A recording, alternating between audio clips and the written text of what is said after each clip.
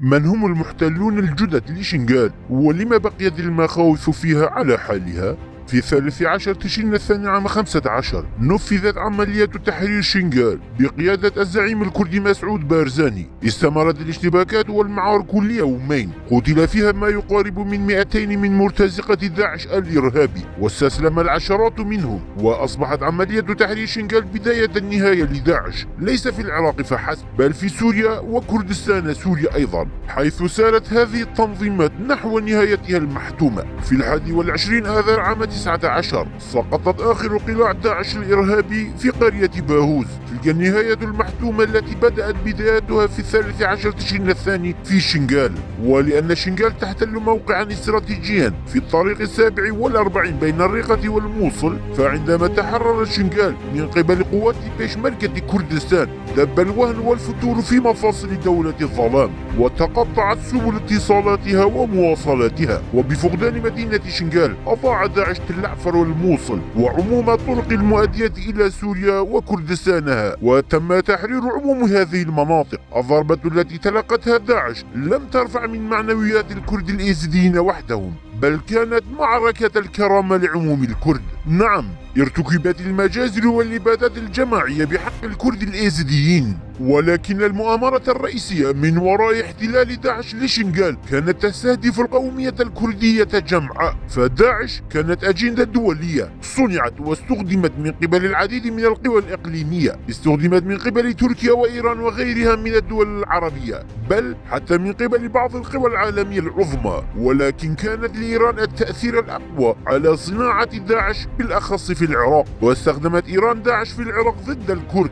ولقطع الطريق أمام مشروع تأسيس دولة كردية. فبعد انهيار نظام صدام المقبور عام 2003 أصبح إقليم كردستان نجما لامعا في سماء الشرق الأوسط، وتعظيم إقليم كردستان دك موازين القوى ومعادلاتها في الشرق الأوسط، وأصبح بإمكان الازدهار العمراني والنمو الاقتصادي لكردستان تحرير عموم الكرد في كافة أجزاء كردستان.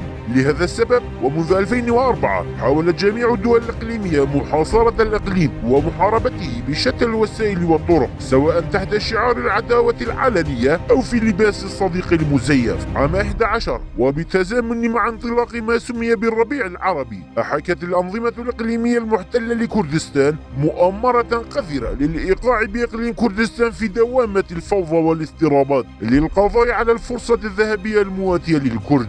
نعم، فهذا هو سبب استخدام داعش ضد الكرد. ففي حزيران عام 14 كانت داعش قريبة من بغداد بمسافة 50 كيلومترا، خيم الخوف والرعب على أهالي العاصمة بغداد، وبدأ الناس بالهرب وإخلاء المدينة. فحتى لو كانت مسألة السيطرة على بغداد خطأ وهفوة، فإن إيصال المعارك لأحيائها ستخلق قوة جبارة لداعش ولجعلتها تحافظ على ولاية الموصل من السقوط والانهيار. إلا أن داعش لم يقدم على هذه الخطوة، بل أدار وجهها صوب كردستان، وعوض بغداد هاجمت في الثالث من آب مدينة شنغال الصغيرة، واستمرت هجماتها الهمجية على كردستان، وكانت وراءها قوة باستطاعتها تنفيذ هذا الأمر. استطاعت إيران وبحجة داعش تشكيل قوة مسلحة في العراق باسم الحشد الشعبي وقطع الطريق أمام التطورات السياسية والاقتصادية لإقليم كردستان الفيدرالي. نعم، فرغم أن الضحايا العلنيين في الواقع كان الكرد الإيزيديين، إلا أن الضرر لحق بجميع مفاصل إقليم كردستان،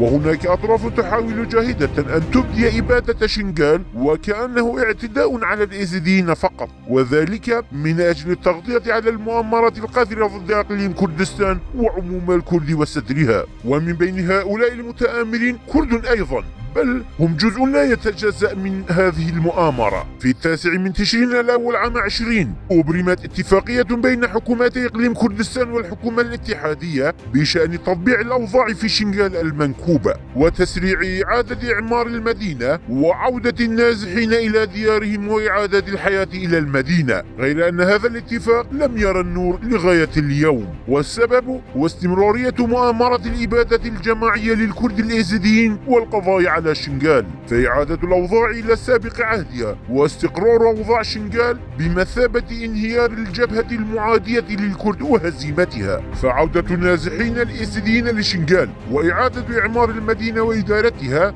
من قبل أهاليها بلا شك ستكون نهاية الإبادة الجماعية والمجازر التي ارتكبت بحق الكرد الإيزيديين، كما أنها بمثابة انهيار المؤامرات التي تستهدف إقليم كردستان، وهذا ما يتم عرقلته اليوم. فميليشيات الحشد الشعبي وأجنحة البككة هي التي تتاجر هناك، ومما لا شك فيه أن تطبيع الأوضاع في شنغال واستتباب الأمن والاستقرار لا يخدم مصالح هذه القوى، لذا تحالف قادة هذه الميليشيات والبككة معا من أجل عرقلة هذه الاتفاقية وعدم تنفيذها ووأدها في بكرة أبيها. والآن يتم عرقلة تنفيذ بنود هذه الاتفاقية من قبل القوى الولائية لإيران على الساحة العراقية، أي ميليشيات الحشد الشعبي والبككة. كان قرار إطلاق عملية تحرير شنغال قد صدر من صناع القرار في إقليم كردستان في نيسان عام 15، إلا أن العملية المقرر تنفيذها في نيسان تمت عرقلتها من جانب رئيس الوزراء العراقي آنذاك حيدر العبادي والبككة. آنذاك أراد إقليم كردستان انطلاق عملية مشتركة لتحرير شنغال،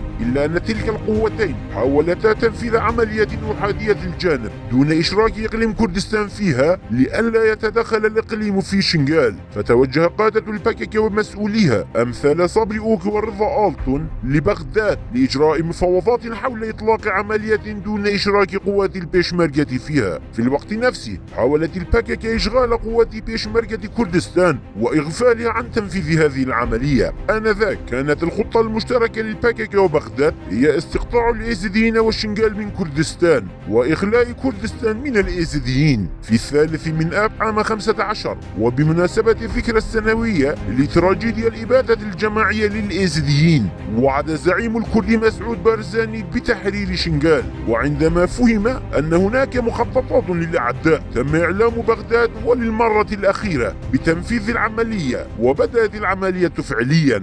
عملية التحرير التي بدأت في 12 تشرين الثاني تكللت بالنجاح ولم تدم طويلا، وفي هذا الصدد وبعد نجاح العملية وانتهائها في 13 تشرين الثاني وبعد الظهر أرسلت البككة بعض الوحدات بالقرب من وسط المدينة وعلقت أعلامها ورموزها على صوامع القمح والتي تم تحريرها على يد بيشمركة كردستان، وحاولت نشر فكرة أنهم هم من حرروا شنغال على الإعلام. وما زالت الفوضى والاضطرابات التي أرادت البككة خلقها في شنغال قائمة ومستمرة لغاية اليوم. أهدى الزعيم الكردي بارزاني عملية تحرير شنغال للأمهات الإيزيديات والمرأة الإيزيدية. مرت 7 أعوام على عملية تحرير شنغال، لكن المؤامرة ما زالت مستمرة، وللوقوف بوجه تنفيذ اتفاقية شنغال ترتكب هذه المرة مجازر بيضاء بحق الإيزيديين، وتمارس عملية الانصهار الثقافي بحق شنغال وإخلائها من الإيزيديين. وما زالت القوى الرجعية الإقليمية